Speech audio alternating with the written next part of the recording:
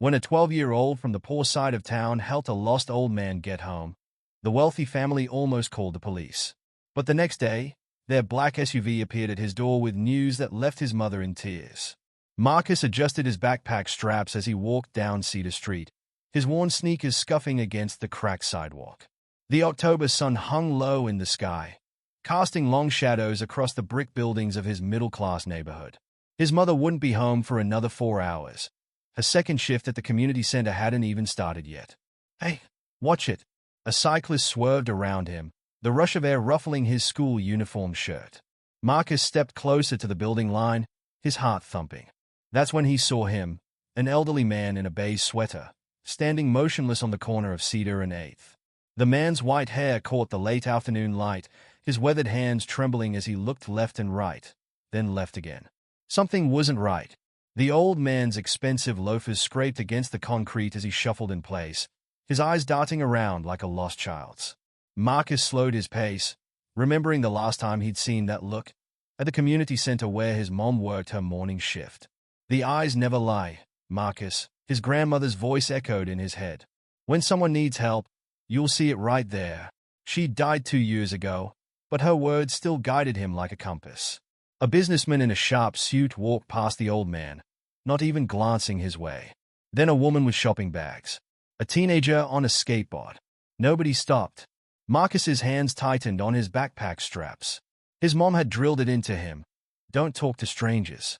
But his grandmother's voice was louder today. The old man turned in a complete circle, his beige sweater wrinkled and slightly untucked. A car horn blared nearby, making him jump. "You okay, sir?" Marcus called out, keeping his distance. The elderly man's head snapped toward him. His eyes were pale blue, clouded with confusion. "Hi. I need to get home," he said, his voice rough with age but cultured.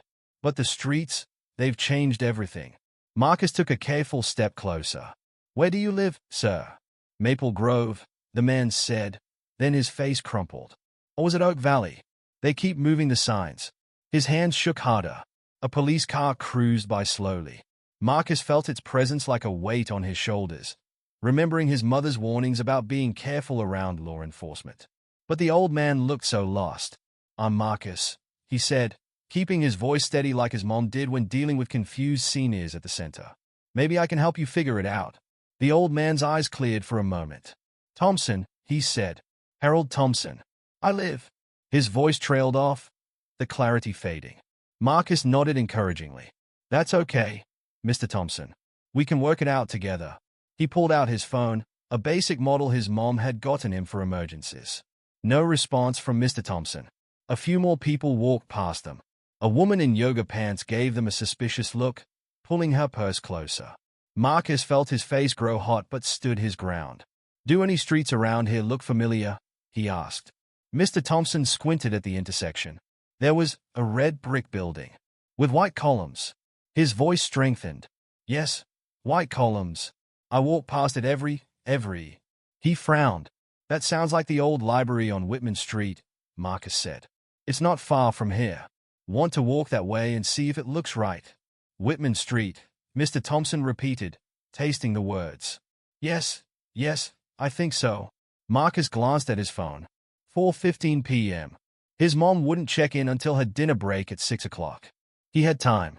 "Here," Marcus said, not touching Mr. Thompson but gesturing ahead. "We can walk together." They started walking slowly, Mr. Thompson's expensive loafers scuffing against the sidewalk. Marcus matched his pace, staying close enough to catch him if he stumbled but not so close as to crowd him. "My grandson," Mr. Thompson said suddenly, "is coming to visit." Or did he already come? The days. They swim together sometimes. "That must be nice, having family visit," Marcus said, steering them around a broken section of sidewalk. A man in a dark suit came out of a coffee shop ahead of them. He looked at the odd pair, the black boy in his public school uniform walking with the elderly white man in expensive clothes, and pulled out his phone. Marcus saw him fall into step behind them, maintaining a discreet distance. Mr. Thompson didn't notice. He was talking about his grandson again. "He works in the city. Big office. Very important." His face lit up with pride, then clouded. "But the streets keep moving." "We're almost at the library," Marcus said. His heart was beating faster, aware of the man following them. But he couldn't leave Mr. Thompson now. They turned onto Whitman Street, and the library's red brick facade came into view, its white columns glowing in the late afternoon light. Mr. Thompson stopped. "Yes," he said, his voice stronger. "Yes, I know this. Down there." He pointed past the library. "The big houses. That's where. Your home?" Marcus asked gently. Mr. Thompson nodded, then grabbed Marcus's arm as a dizzy spell hit him. His hand was cold and trembling. The man in the suit was still behind them, still on his phone. Marcus took a deep breath and kept walking, supporting Mr. Thompson as the sidewalk sloped upward. The houses were getting bigger now, the lawns wider. Security cameras watched from discreet corners. Marcus's shirt was damp with sweat despite the cool October air. "Those trees," Mr. Thompson said, pointing to a row of mature oaks. "I planted those. With my son. Before he—" His voice cracked. "They are beautiful trees, Mr. Thompson," Marcus said softly. They walked another block, Mr. Thompson growing more animated as the surroundings became familiar. Then he stopped in front of a large colonial-style house with a curved driveway. "This is it," he said, relief flooding his face. "This is home." Before Marcus could respond, the front door flew open. A woman in her 60s rushed out, her face a mix of relief and suspicion. "Harold," she cried, "where have you been? I was about to call the police." Behind her, a younger man appeared in the doorway, wearing an expensive suit. He looked at Marcus with sharp eyes. Marcus felt Mr. Thompson's hand tighten on his arm. Whether from fear or comfort, he couldn't tell. "I got lost," Mr. Thompson said simply. "But this young man," the woman's eyes fixed on Marcus, taking in his public school uniform, his worn backpack, his hand still supporting her husband's elbow. "Who are you?" she demanded. "What are you doing with my husband?" The man in the suit who had been following them came up the driveway, phone still in hand. "Mrs. Thompson, I followed them from Cedar Street. The boy approached your husband there." Marcus felt his mouth go dry. The late afternoon sun suddenly felt too hot on his back. "I can explain," he said, his grandmother's voice steady in his head. "Mr. Thompson was lost, and I just wanted to help him get home safely." The younger man in the doorway, Mr. Thompson's grandson, Marcus realized, stepped forward, his expression unreadable. "Then explain," he said quietly. "Explain exactly what happened." Marcus took a deep breath, still feeling Mr. Thompson's trembling hand on his arm, and began to tell his story. Marcus stood on the Thompsons' front lawn, his throat tight as 5 pairs of eyes fixed on him. The security guard who had followed them joined the group, positioning himself between Marcus and the family. "I found him at Cedar and 8th, Marcus began, his voice steadier than he felt. He looked confused, like some of the seniors at the community center where my mom works. Mrs. Thompson's hand tightened on her husband's arm. Mr. Thompson smiled vaguely, patting her hand. "The boy helped me," he said, his voice drifting. "The streets, they kept moving around. Start from the beginning," the grandson said, his expensive suit catching the fading sunlight. "Every detail." Marcus took a deep breath. "I was walking home from school. It's about a 30-minute walk from Roosevelt Middle. I saw Mr. Thompson standing on the corner. He kept turning around, looking lost, and you just decided to approach him," the security guard cut in. "A stranger?" "No, sir. I watched first. Other people were walking past him, but nobody stopped to help. He reminded me of Mrs. Jenkins from the community center. She has Alzheimer's too." Mr. Thompson's grandson's eyebrows lifted slightly. "You recognize the symptoms?" "Yes, sir. My mom's worked at the Cedar Street Community Center for 3 years now. I help out sometimes after school." Mrs. Thompson's grip on her husband's arm loosened slightly. "Harold, why did you go out alone?" "I wanted to mail a letter," Mr. Thompson said, pulling a crumpled envelope from his sweater pocket. "To Timothy. He's coming to visit." He looked at his grandson. "Oh, Michael, when did you arrive?" Michael Thompson stepped forward, taking the envelope gently. "Dad, I'm right here. Timothy is my father. Remember? He passed away 5 years ago." Marcus watched Mr. Thompson's face crumple in confusion, then smooth out again, the memory slipping away like water. He'd seen that expression before, that moment of loss. "The walk here," Mrs. Thompson said, her voice less sharp now. "Tell us about that." We took Whitman Street. Mr. Thompson recognized the library with the white columns. After that, he started remembering more things. He told me about planting the oak trees with his son. Michael Thompson's face softened almost imperceptibly. The security guard shifted his weight. Mrs. Thompson, the guard said, I followed them the whole way. The boy kept his distance, didn't try anything suspicious. Marcus felt his cheeks burn. His phone buzzed in his pocket, probably his mom checking in early. He needed to answer or she'd worry. Excuse me, he said politely. I need to take this. It's my mother. He stepped back and pulled out his phone. His mom's text read, Everything okay, baby? You usually send me your homework photo by now. Marcus typed quickly, I'm okay, Mom. Helping someone who was lost. We'll explain later. Safe and almost done. Need me to come? Came the immediate response. No, I'm good. Promise. When he looked up, Michael Thompson was watching him with that same unreadable expression. Your mother knows where you are, he asked. Yes, sir. She taught me to always let her know if I'm going to be late. Mr. Thompson, who had been quiet, suddenly spoke again. You remind me of someone, he said to Marcus. Someone kind. There was a boy during the war. Dad, Michael said gently. That was a long time ago. No, let me tell him, Mr. Thompson insisted, his voice stronger. We were in France. I was lost. The roads all looked the same. A young boy, couldn't have been more than 12, found me. Led me back to my unit. Saved my life, probably. The story hung in the cooling air. Marcus saw Mrs. Thompson brush something from her eye. I remember that story, Michael said quietly. You told it at every Thanksgiving. Did I? Mr. Thompson looked confused again. It's hard to remember what I've told and what I haven't. The days, they get mixed up. Marcus's phone buzzed again. 5:15 p.m. His mom would be starting her shift soon. I should go, he said. My mom will be leaving for her second job soon. Second job? Mrs. Thompson asked. Yes. She works at the community center mornings, then at the hospital evenings. She's a care aide. Something passed between Mrs. Thompson and her grandson, a look Marcus couldn't quite read. Where do you live, young man? Michael Thompson asked. Cedar Heights Apartments, sir. Building C. That's a 40-minute walk from here, the security guard noted. I don't mind walking, Marcus said. Been doing it since 6th grade. Mr. Thompson stirred again. The boy walks home alone, he said clearly. Like in France. All alone on those roads. Mrs. Thompson touched her husband's cheek. Harold, dear, you're getting tired. Let's go inside. But the boy. Mr. Thompson looked around in confusion. I'll be okay, Mr. Thompson, Marcus said. I know the way home. Of course you do, Mr. Thompson smiled. You know all the streets, even when they move around. As Mrs. Thompson led her husband toward the door, he turned back suddenly. Thank you, he said to Marcus, for knowing the way. Marcus nodded, his throat tight again. He adjusted his backpack straps and turned to leave. Wait, Michael Thompson called. Let me drive you home. No, thank you, sir. I don't want to trouble you. It's getting dark, Michael insisted. And you've done us a service today. Let me return the favor. Marcus thought of his mom's warnings about getting into cars with strangers. But something in Michael Thompson's voice had changed. I'll need to text my mom first, he said. Michael nodded. Of course. I'll get my keys.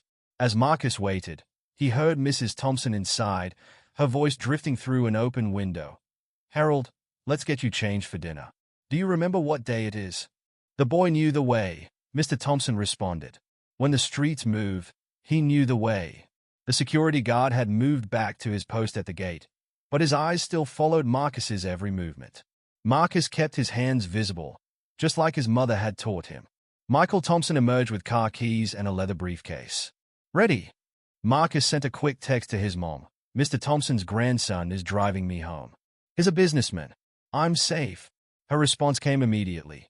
Take a photo of his license plate and send it to me. Marcus did, then followed Michael to a black SUV parked in the curved driveway. The interior smelled like new leather. As they pulled out of the driveway, Marcus saw Mr. Thompson at an upstairs window. The old man raised his hand in a wave, then turned away, already forgetting. The drive began in silence, broken only by Marcus's quiet directions. Finally, Michael Thompson spoke. You recognize the Alzheimer's symptoms, he said. That's impressive for someone your age. My mom says knowledge is never wasted, Marcus replied. She teaches me about her work because you never know when it might help someone. Michael nodded, his hands tight on the steering wheel. Your mother sounds wise. She is, sir. They turn onto Cedar Street, the neighborhood changing gradually around them. The manicured lawns gave way to chain-link fences, the large houses to apartment buildings. My grandfather, Michael said suddenly, he was a civil rights lawyer, back in the day. Did he mention that? No, sir. He mostly talked about his grandson and the trees he planted. Michael's lips curved slightly. He remembers different things on different days. But he never forgets what matters: kindness, courage, doing what's right. They pulled up in front of Building C. Marcus saw his mom's old Honda parked in its usual spot. She'd be leaving for the hospital soon. Thank you for the ride, sir, Marcus said, reaching for the door handle. Marcus, Michael Thompson said, wait. There's something else we need to discuss. Marcus's hand froze on the handle. His heart started beating faster again. Yes, sir. Marcus sat frozen in the luxury SUV, his backpack clutched tight against his chest. The leather seat felt too soft, too expensive. Michael Thompson's words hung in the air between them. My family, Michael began, would like to do something to thank you properly. Before Marcus could respond, the front door of Building C opened. His mother stood there in her hospital scrubs, keys in hand. Her eyes fixed on the black SUV, and Marcus saw her whole body tense. That's my mom, Marcus said quickly. She's probably worried. Michael nodded, understanding. Let's go talk to her. They got out of the SUV, Marcus first, then Michael. The evening air had grown cooler, and somewhere nearby a car alarm went off. Marcus's mom started walking toward them, her face set in the expression he knew meant she was preparing for battle. Mom, Marcus called out. It's okay. This is Mr. Thompson's grandson. I helped his grandfather today. Lisa Jackson slowed her approach but didn't relax. I'm Lisa, she said, extending her hand professionally. Marcus's mother. Michael shook her hand. Michael Thompson. Your son did something remarkable today, Mrs. Jackson. MS, she corrected automatically. What exactly happened? Marcus watched his mother's face as he explained about finding Mr. Thompson, recognizing the signs of Alzheimer's, and helping him home. Her expression softened when he mentioned remembering her lessons from the community center. The streets kept changing for him, Marcus finished. Like they do for Mrs. Jenkins sometimes. Lisa's hand found her son's shoulder. You should have called me. I texted, Marcus said. I knew what to do because of you. Michael Thompson cleared his throat. Ms. Jackson, your son showed exceptional judgment and character today. My grandfather has been declining rapidly. We've been trying to prevent him from wandering, but sometimes, I understand, Lisa said softly. I see it every day at work. The confusion, the fear. A police car cruised slowly past the building, its lights off but its presence felt by all three of them. Michael Thompson's expensive suit looked out of place against the graffitied wall behind him. Ms. Jackson, he said, I'm on the board of Riverside Prep. It's a private school not far from here. They have an excellent scholarship program. Lisa's hand tightened on Marcus's shoulder. Mr. Thompson, please, hear me out. This isn't charity.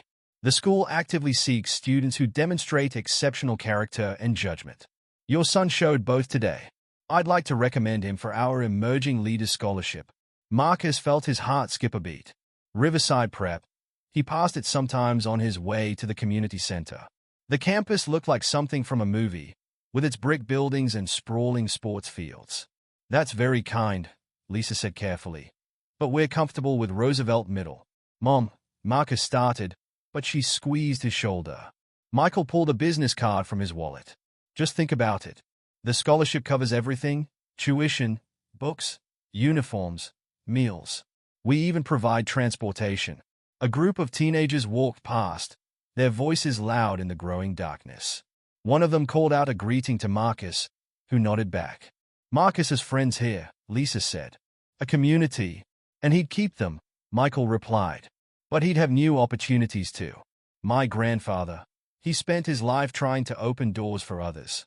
Let us open this one. Lisa took the business card, her hand steady. I'll think about it. That's all I asked. Michael turned to Marcus. Thank you again, young man, for everything.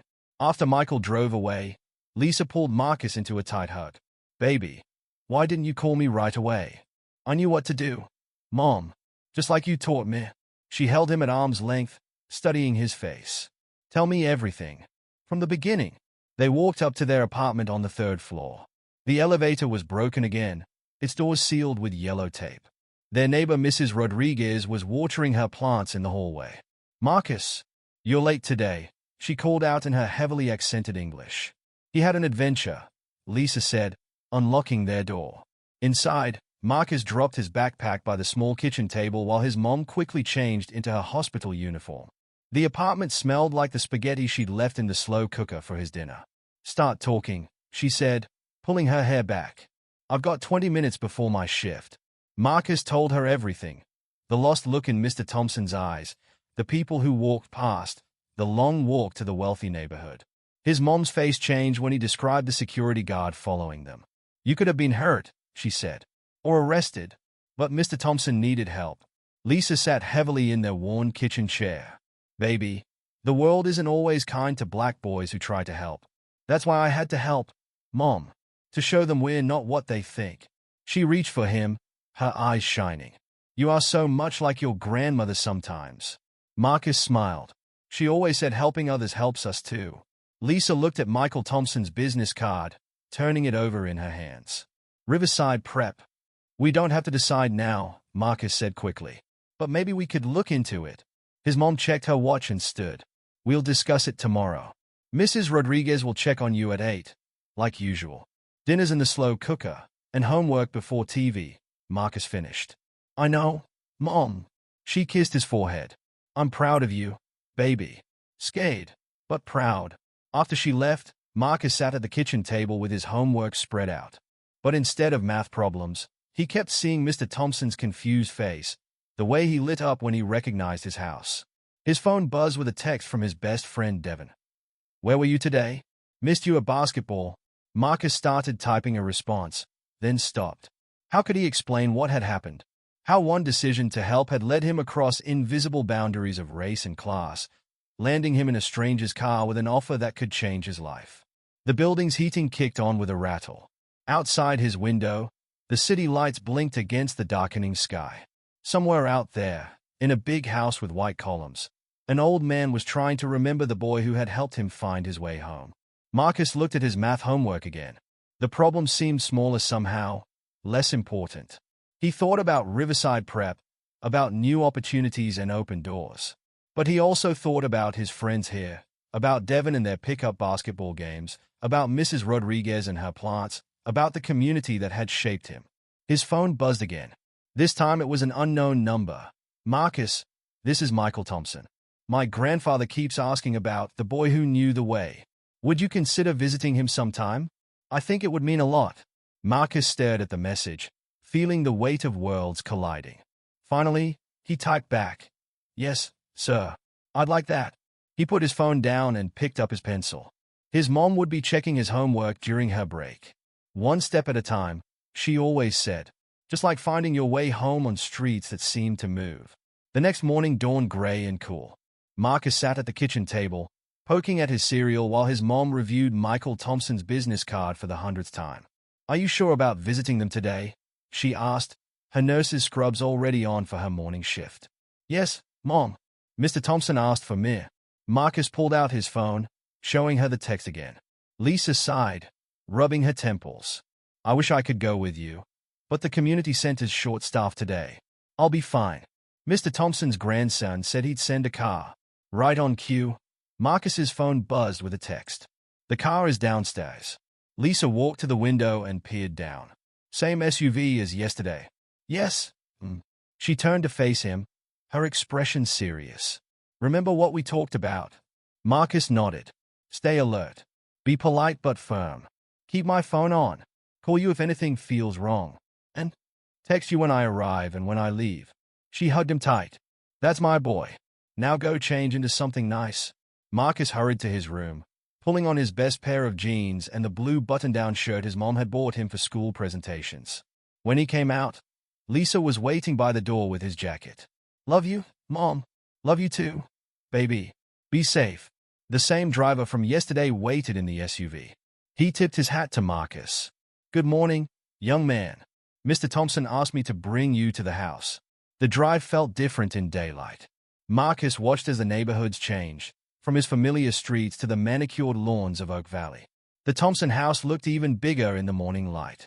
Michael Thompson waited on the front steps, dressed casually in a sweater and slacks. Good morning, Marcus. Thank you for coming. Thank you for inviting me, sir. Inside, the house smelled like coffee and bacon. Mrs. Thompson emerged from the kitchen, wearing an apron over her expensive clothes. Harold's been asking about you all morning, she said, her tone warmer than yesterday. He's in the sunroom. Have you had breakfast? Yes. Well, there's always room for second breakfast. Michael, show him the way while I finish the pancakes. Marcus followed Michael through the house, trying not to stare at the oil paintings and crystal chandeliers. The sunroom was a glass-enclosed space overlooking a garden. Mr. Thompson sat in a leather armchair, reading a newspaper. He looked up as they entered, his face brightening. Ah, the boy who knows the streets. Good morning, Mr. Thompson. I'm Marcus. Marcus, Mr. Thompson repeated, testing the name. Yes, yes. You helped me when the roads were playing tricks. Michael gestured for Marcus to sit in a nearby chair. Dad, Marcus came to visit you today. Did he? That's wonderful. The streets aren't moving today, are they? No, sir. They are staying put. Mrs. Thompson appeared with a tray of pancakes and coffee. Breakfast in the sunroom today, Harold. And look who's here to join us. They settled into an unexpectedly comfortable meal. Mr. Thompson alternated between clear memories and confused moments, but his joy at having Marcus there remained constant. Tell me about your school, Michael said as they ate. Marcus wiped his mouth carefully with the linen napkin. Roosevelt Middle is okay. We have good teachers, but... Michael prompted. But sometimes the classes are too big. 30 kids to one teacher. And our textbooks are kind of old. Mrs. Thompson made a small sound. And at Riverside Prep, average class size is 15, Michael answered. State-of-the-art facilities. College preparatory curriculum. Mr. Thompson looked up from his pancakes. School is important. I remember, there was a case. Young boy, bright like you. They wouldn't let him in because... He frowned, the memory slipping away. Because of the color of his skin, Michael finished quietly. That was one of your landmark cases, Dad. 1968. Marcus sat very still, feeling the weight of history in the sunlit room. Mrs. Thompson touched her husband's hand. Harold was one of the first lawyers to take on school integration cases in this city. The streets moved then too, Mr. Thompson said. But in a different way. People were afraid of change. Michael leaned forward. Marcus, what your mother does, working at the community center, helping people like my father, it's important work. She says everyone deserves care and respect, Marcus replied. She's right. Michael shared a look with his mother. We've been talking, my mother and I, about your helping Dad yesterday. Marcus set down his fork, his heart beating faster. What you did, Mrs. Thompson said, it wasn't just helping Harold get home. You showed kindness when others walked past. You recognized his condition and knew how to help him. The scholarship to Riverside Prep, Michael continued, it's more than just an opportunity. It's a way to help you develop your gifts. The same kindness and intelligence you showed yesterday. Imagine what you could do with the right resources. Mr. Thompson suddenly reached out and gripped Marcus's arm. You remind me of someone, he said clearly. A young lawyer in my firm, years ago. Everyone said he didn't belong, but he knew the way when others were lost. The room fell silent. Even the birds in the garden seemed to pause. Dad, Michael said softly. Do you remember his name? Mr. Thompson frowned. Johnson. Jackson. The details fade. But not his courage. Never that. Mrs. Thompson wiped her eyes with her napkin. Harold, you're thinking of James Jackson. He became a federal judge. Marcus's breath caught. Jackson? Like my last name? Michael nodded. Your grandfather, I believe. Mom did some research last night. The pancakes turned to lead in Marcus's stomach. My grandfather was a federal judge. He passed away before you were born, Michael said. But yes, he was one of the first black federal judges in this circuit. And he started as a young lawyer in my father's firm. Mr. Thompson smiled vaguely.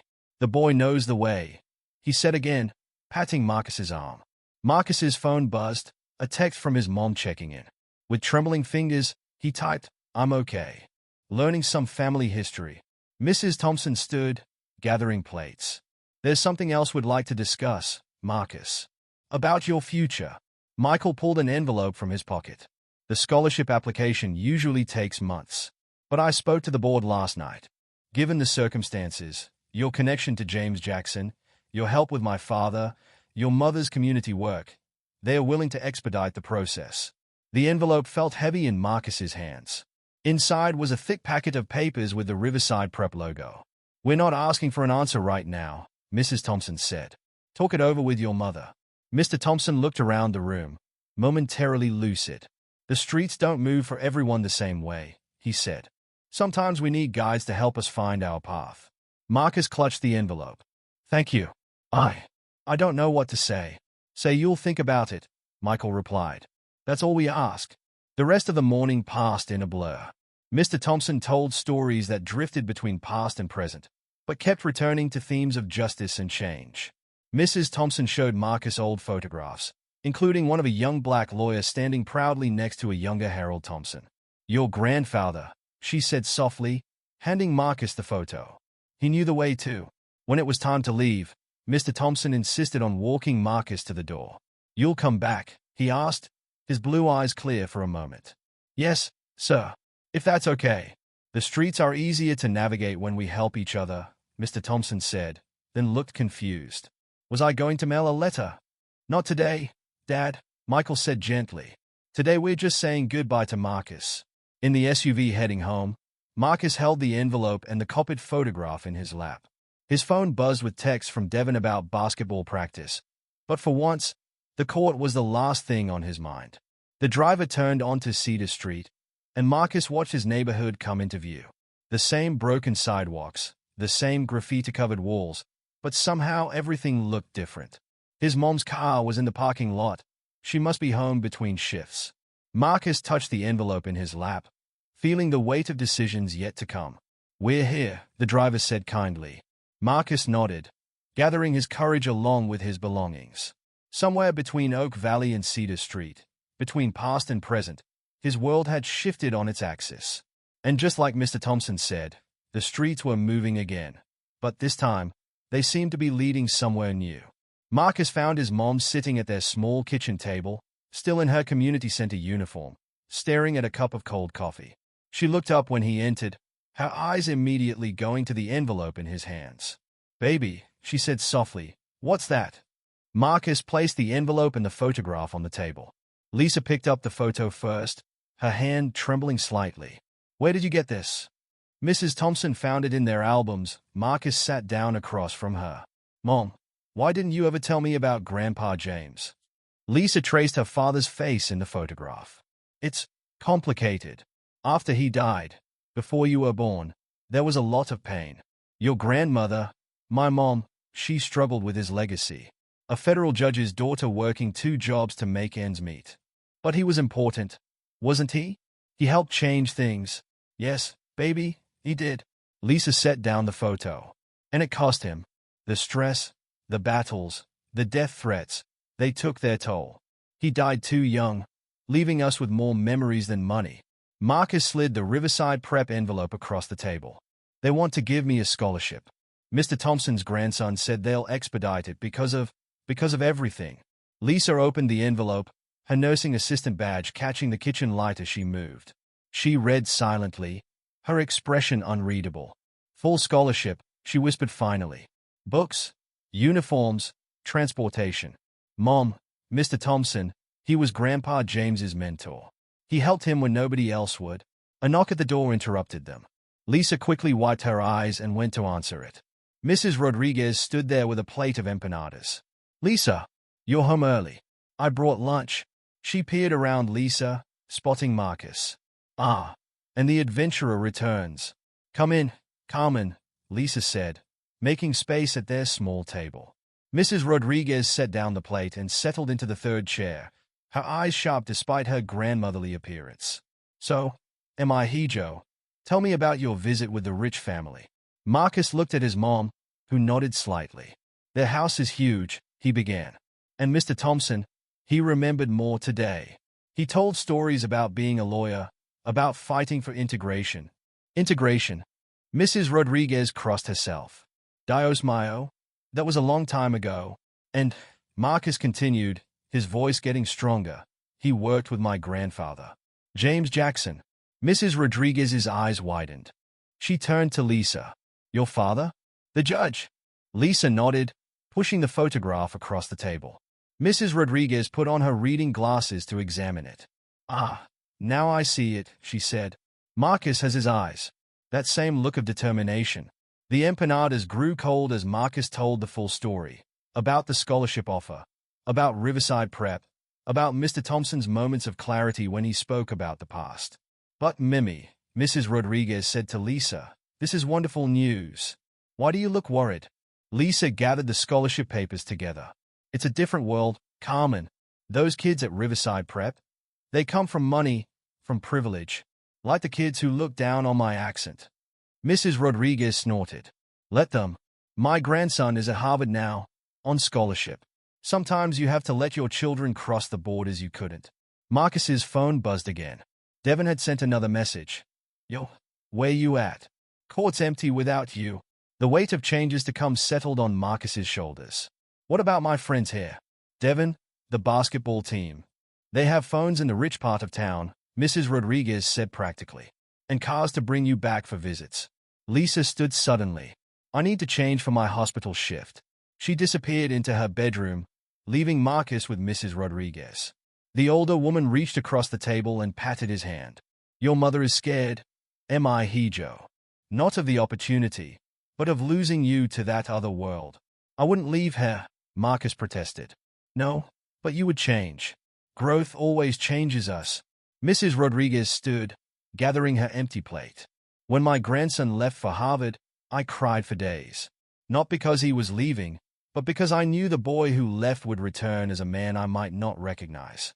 Marcus walked her to the door. In the hallway, they could hear the usual sounds of their building. Children playing, televisions blaring, someone practicing guitar. But you know what? Mrs. Rodriguez said, pausing in the doorway. He came back better, not different. More himself, not less. That's what good opportunities do. They let us become who we were meant to be. After she left, Marcus went to his mom's door and knocked softly. Mom, come in, baby. Lisa sat on her bed, her hospital uniform laid out beside her. She held an old leather wallet in her hands. This was your grandfather's, she said as Marcus sat next to her. The only thing of his I kept. She opened it and pulled out a worn piece of paper. He wrote this the day he became a judge. Marcus took the paper carefully. The handwriting was faded but clear. To my daughter Lisa, remember that every door we open stays open for those who follow. Your path may not be mine, but your journey matters just as much. Be brave enough to walk through the doors others open for you, and strong enough to hold them open for others. Love, Dad. He wrote that for you, Marcus said. And now it's for you. Lisa's voice was thick with tears.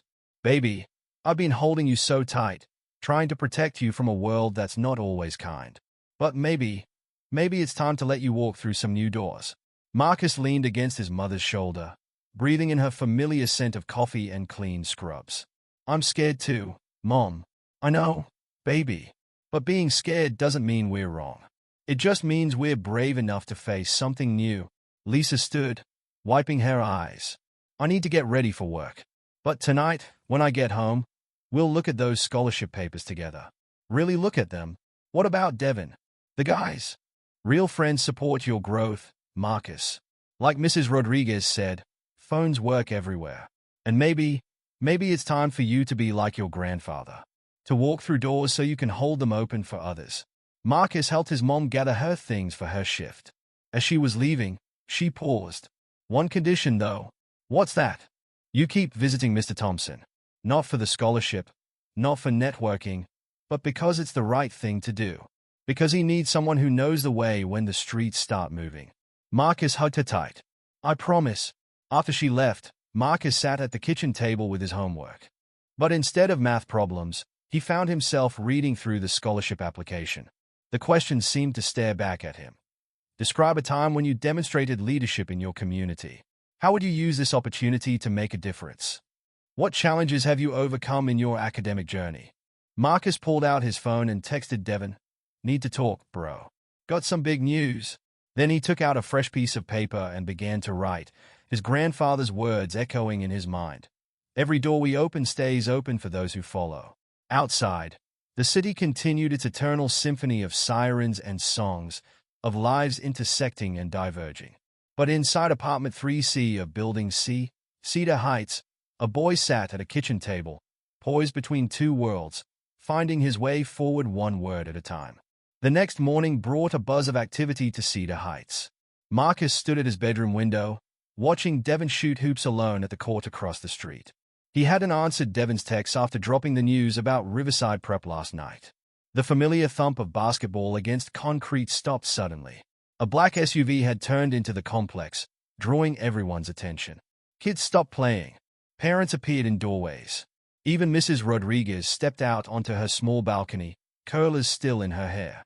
Marcus's phone buzzed. "Devin, yo, that your rich people ride?" Before he could answer, another text came through. This one from Michael Thompson. "We're here. Ready when you are." Marcus grabbed his backpack and the completed scholarship application.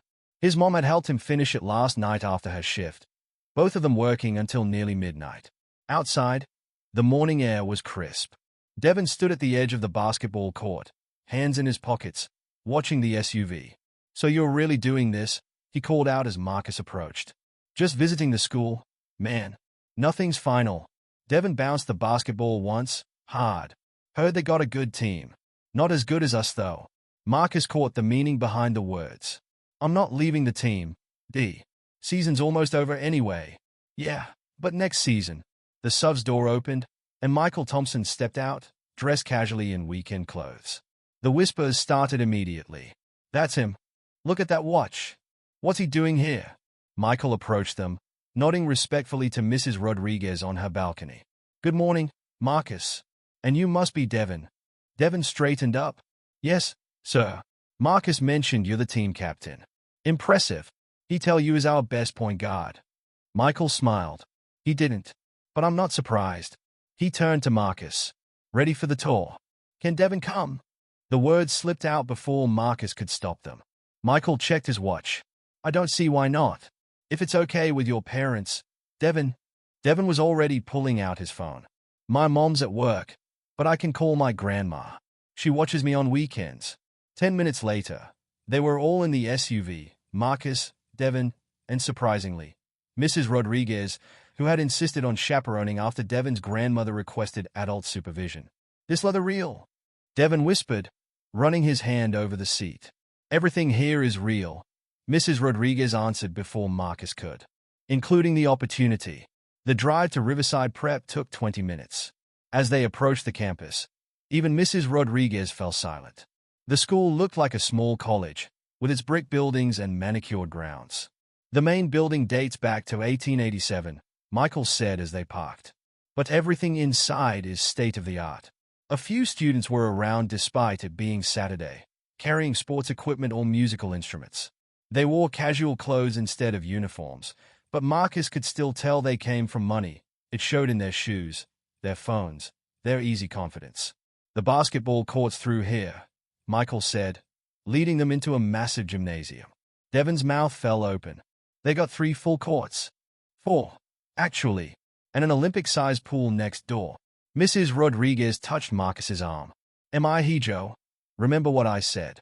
Sometimes we need to cross borders." They toured the science labs next, with their gleaming equipment and computer stations. Then the library, where students had private study rooms and access to databases Marcus had never heard of. "All students get their own laptops," Michael explained. "And there's a tech support desk if you need help."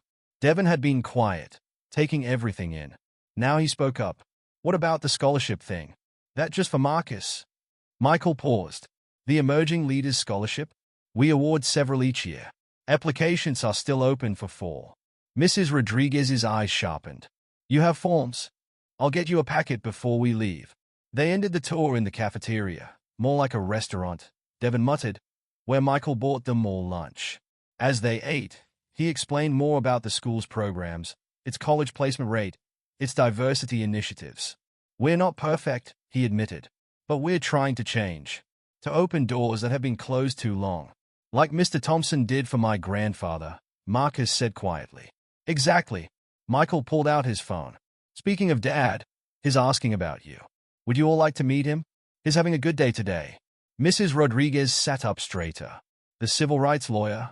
Yes, we would love to meet him. The SUV took them to the Thompson house. Devon's eyes got even wider, but he played it cool, just nodding when Marcus whispered, "Wild, right?" Mr. Thompson was in the garden, sitting with his wife. He brightened when he saw Marcus. The boy who knows the way. And you brought friends. Good morning, Mr. Thompson. This is my best friend Devon, and our neighbor Mrs. Rodriguez. Mrs. Thompson served lemonade while her husband told stories about his law career, clearer today than usual. Mrs. Rodriguez asked sharp questions about his integration cases. Devon listened silently, his expression thoughtful. The streets moved differently then, Mr. Thompson said, falling into his familiar metaphor. But brave people learned the way forward. On the drive back to Cedar Heights, Devon finally spoke up. Your application done? Yeah, turn it in today.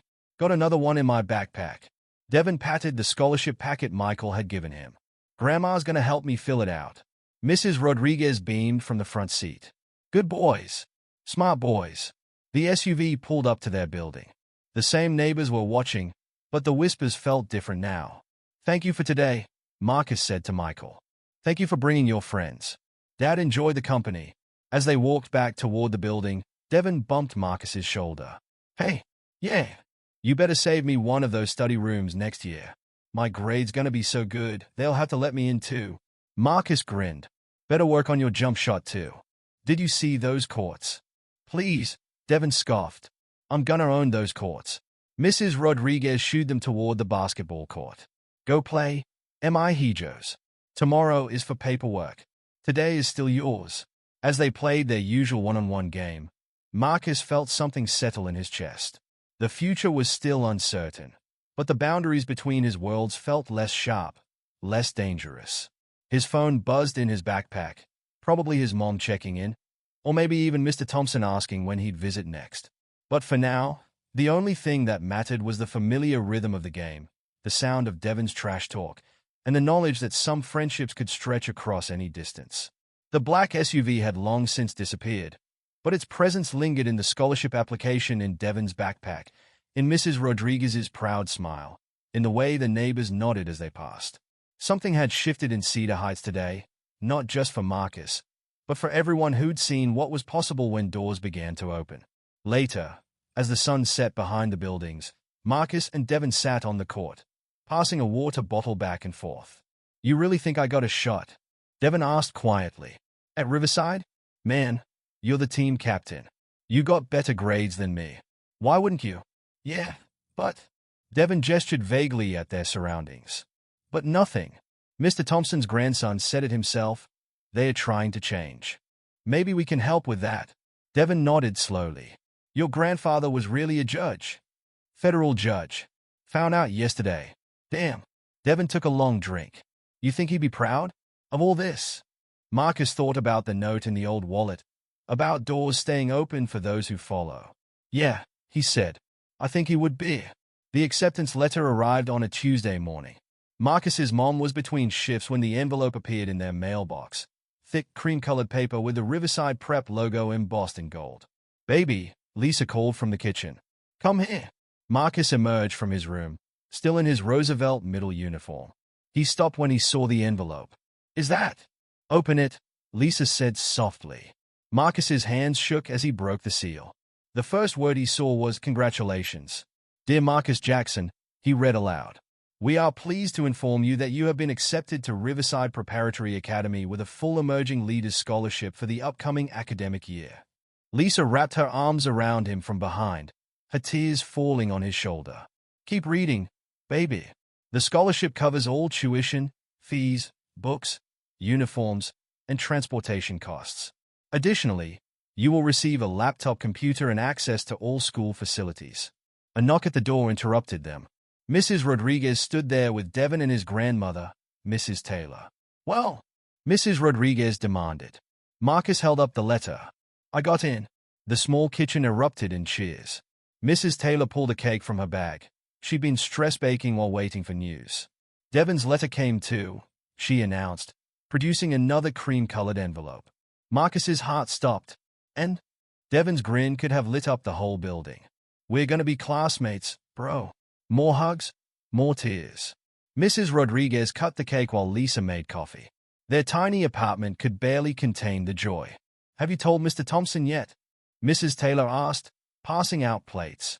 Not yet, Marcus said, but I'm visiting him today. Michael's sending the car. As if on cue, Marcus's phone buzzed with a text from Michael. Car will be there in an hour. Dad's excited to see you. The hour passed in a blur of celebration. Devon and Marcus sat on the fire escape, sharing the last piece of cake. You scared? Devon asked. Little bit. You? Terrified. Devon grinned, but in a good way. The black SUV pulled up right on time. This time, no one in the building stared. They'd grown used to its presence over the past weeks. Tell Mr. Thompson we said hello, Mrs. Rodriguez called from her balcony as Marcus got in. The drive to Oak Valley felt different now. Marcus wasn't crossing into another world anymore. He was moving between two parts of his expanding life. Mr. Thompson sat in his usual spot in the sunroom, but today he wore a suit and tie. Mrs. Thompson hovered nearby, adjusting his collar. The boy who knows the way, Mr. Thompson called out. Or should I say, the newest Riverside prep student. Marcus blinked in surprise. You remember about Riverside?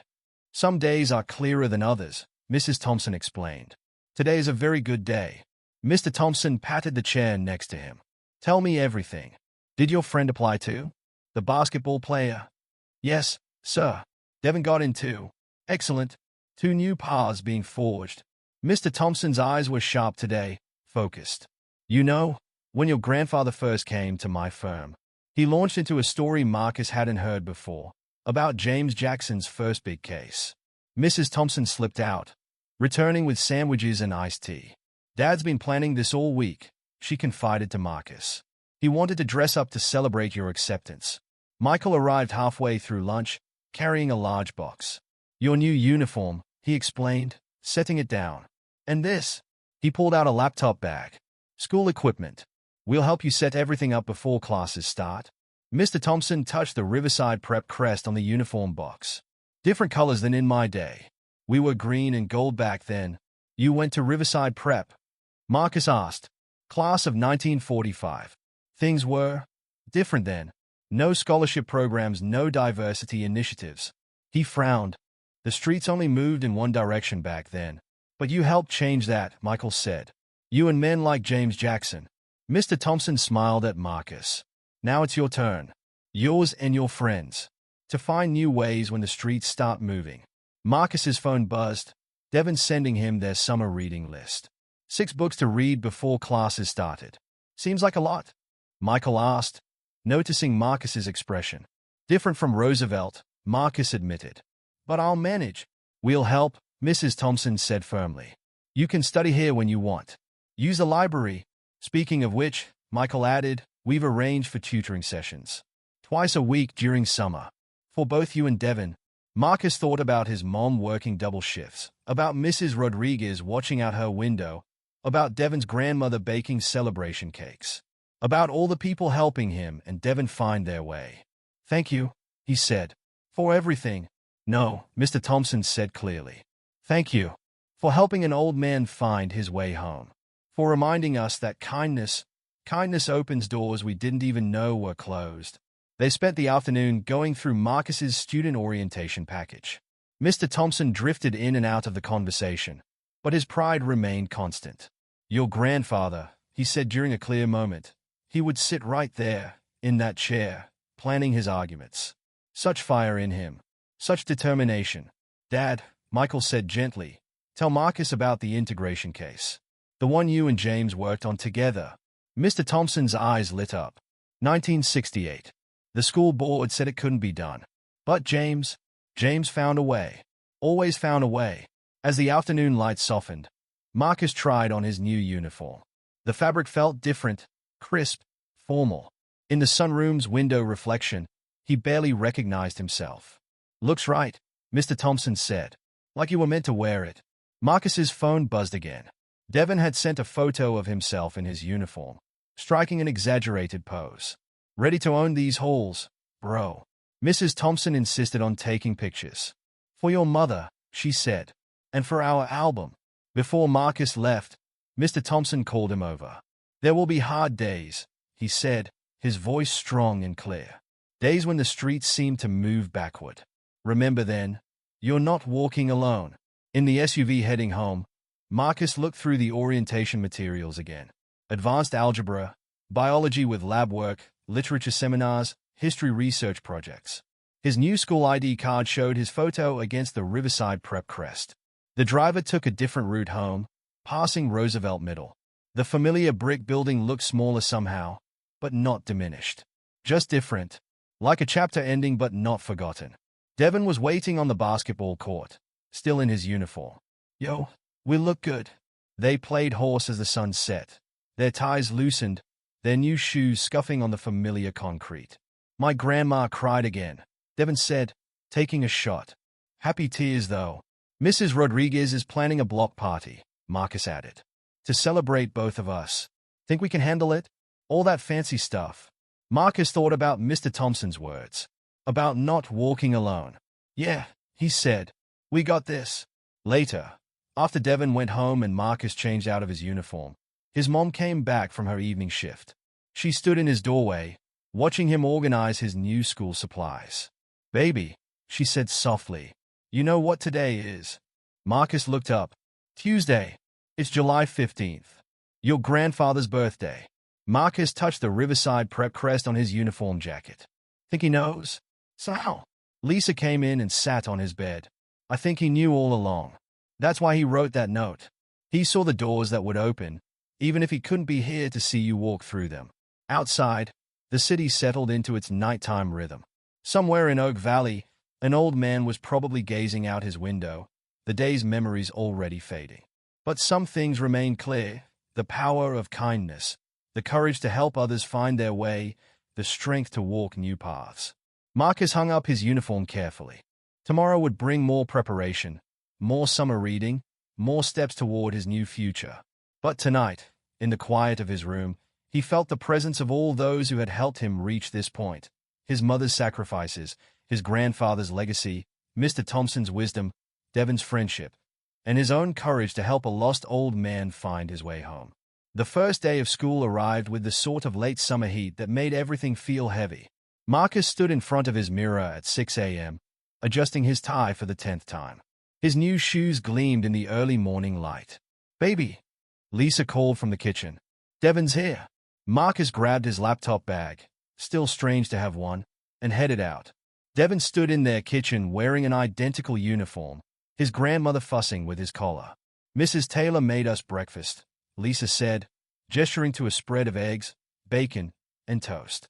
"Had to make sure my boys start right," Mrs. Taylor said, her eyes suspiciously bright.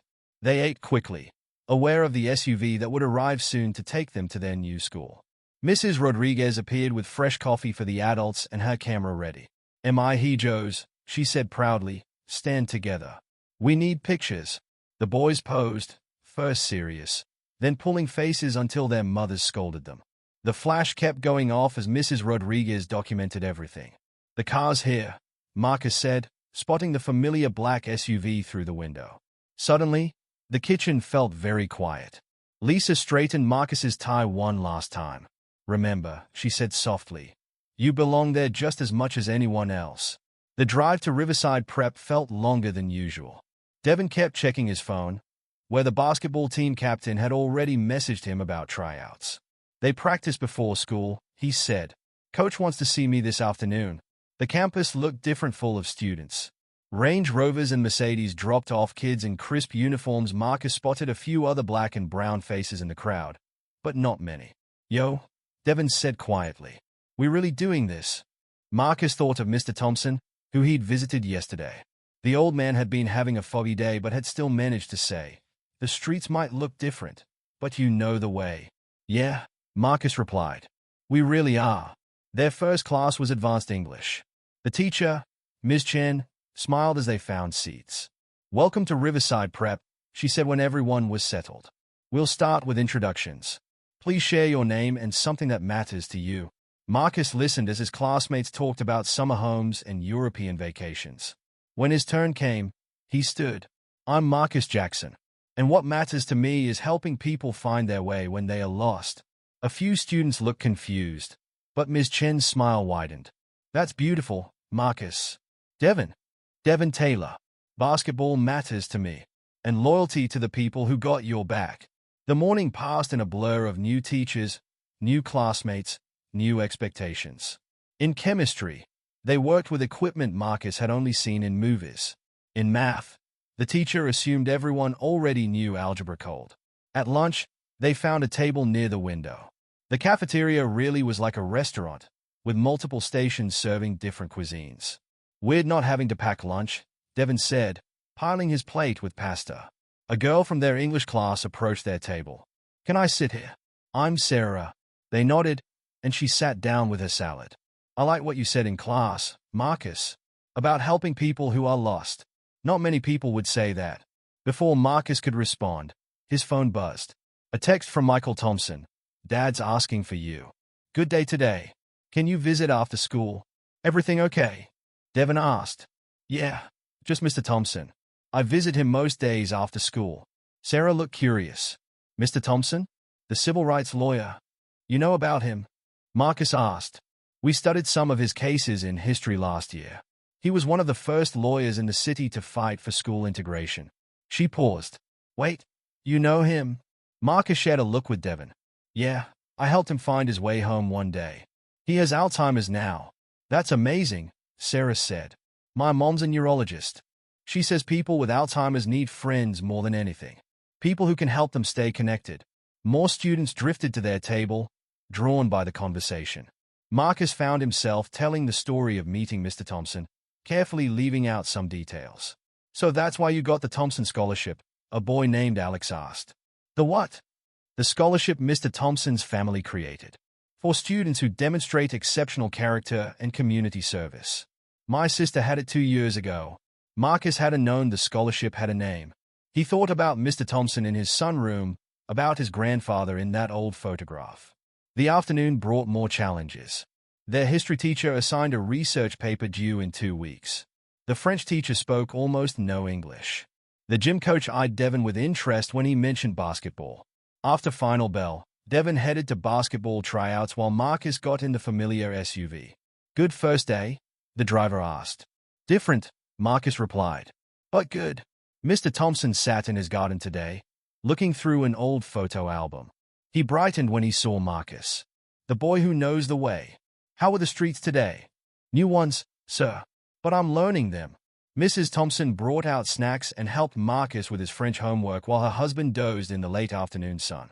"Harold insisted on waiting for you," she said, even though it wasn't one of his clearer days. "He remembers you're starting school."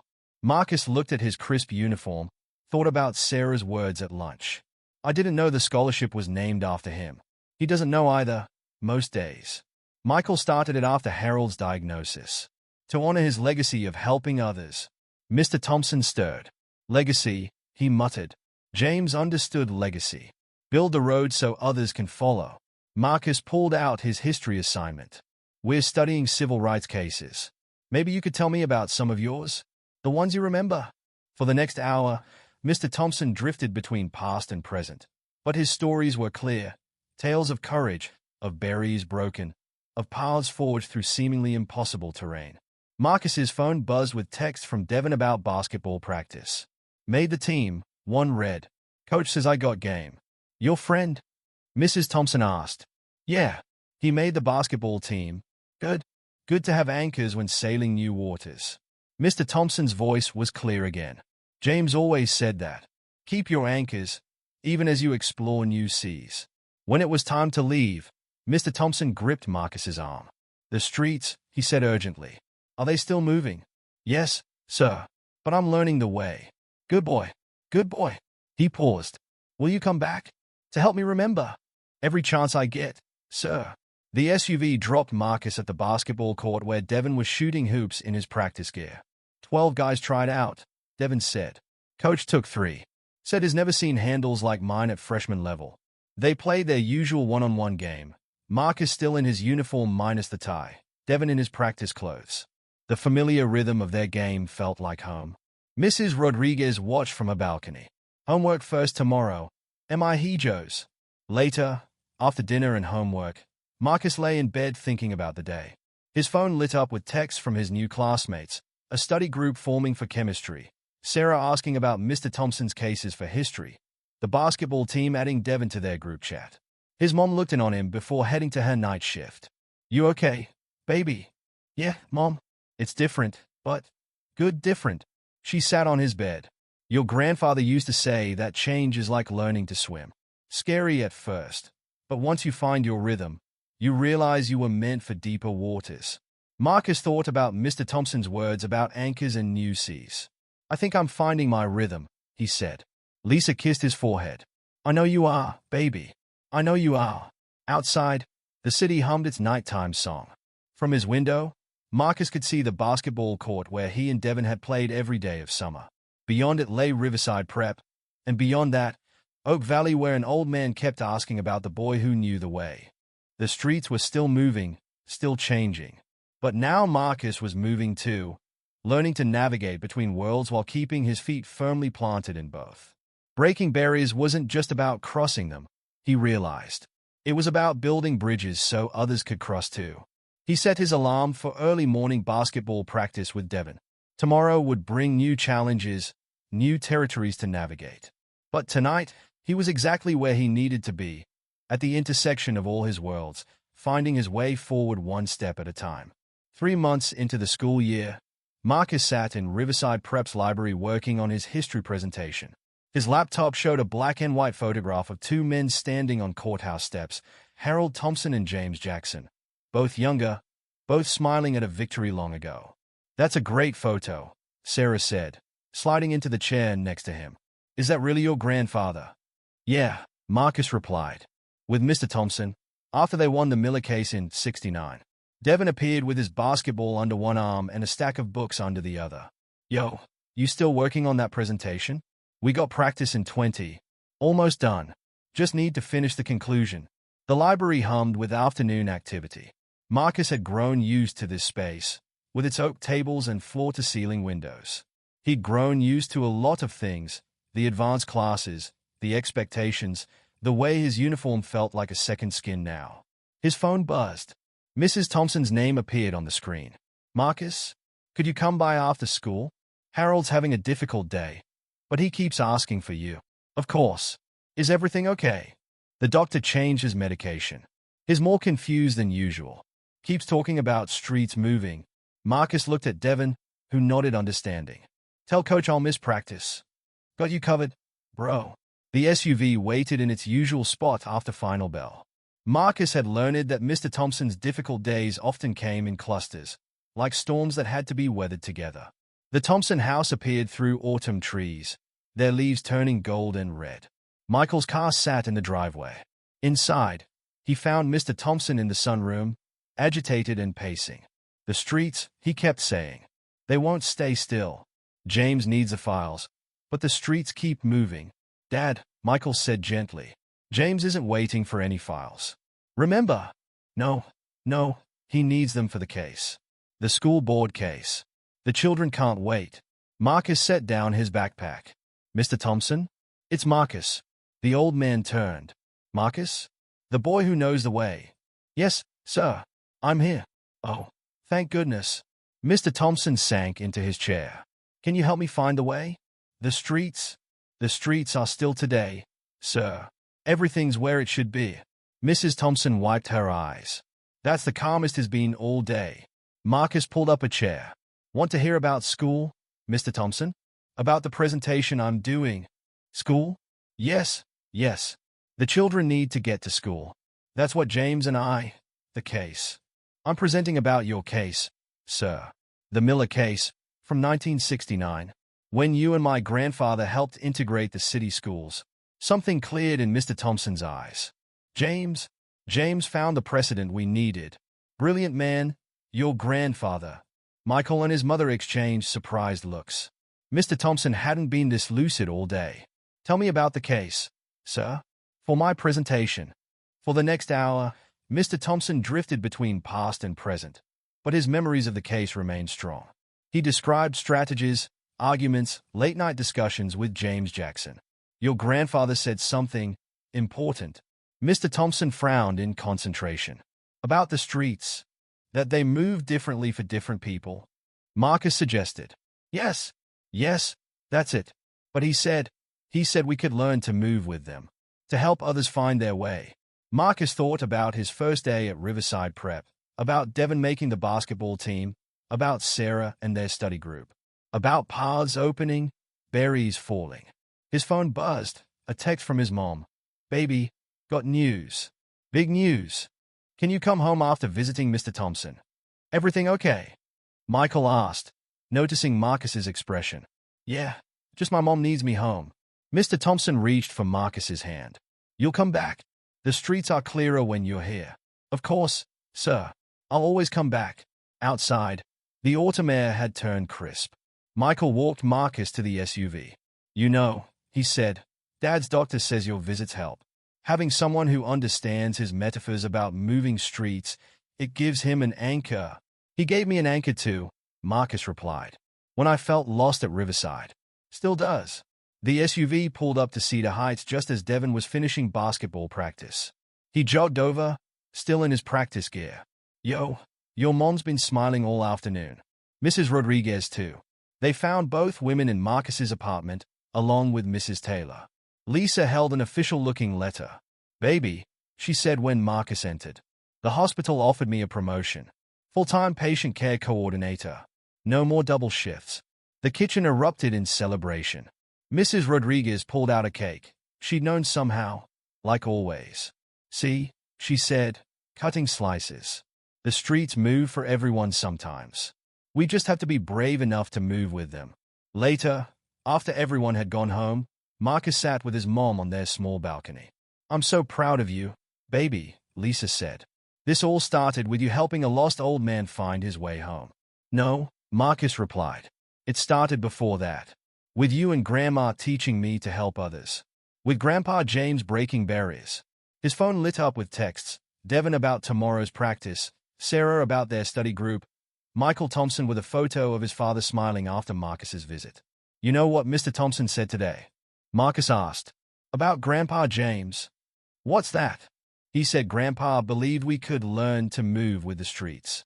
To help others find their way. Lisa wrapped an arm around him. Your grandfather was right. And so was Harold Thompson. Sometimes the streets move, baby. But that just means we're heading somewhere new. The next morning, Marcus and Devin walked into Riverside Prep together, their ties straight, their shoulders back. Sarah waited by Marcus's locker with news about a community service project. The basketball team high-fived Devin in the hallway. In history class, Marcus stood to give his presentation. The photo of Mr. Thompson and his grandfather filled the screen behind him. In 1969, he began. Two men understood that streets don't move the same way for everyone. But they also knew that if we're brave enough, kind enough, determined enough, we can help each other find a way forward. After school, he visited Mr. Thompson as usual. The old man sat in his sunroom, looking at photographs. The boy who knows the way, he said warmly. The streets, are they still moving? Marcus thought about his mom's promotion, about Devin's growing confidence on the basketball court, about Sarah's friendship, about all the paths opening up before them. Yes, sir, he replied. But that's okay. We're learning to move with them. All of us, together. Mr. Thompson nodded, satisfied. Outside his window, the autumn leaves danced in the wind. And somewhere in the city, a new generation was learning to navigate streets that kept moving, keeping faith with those who had gone before, holding doors open for those yet to come.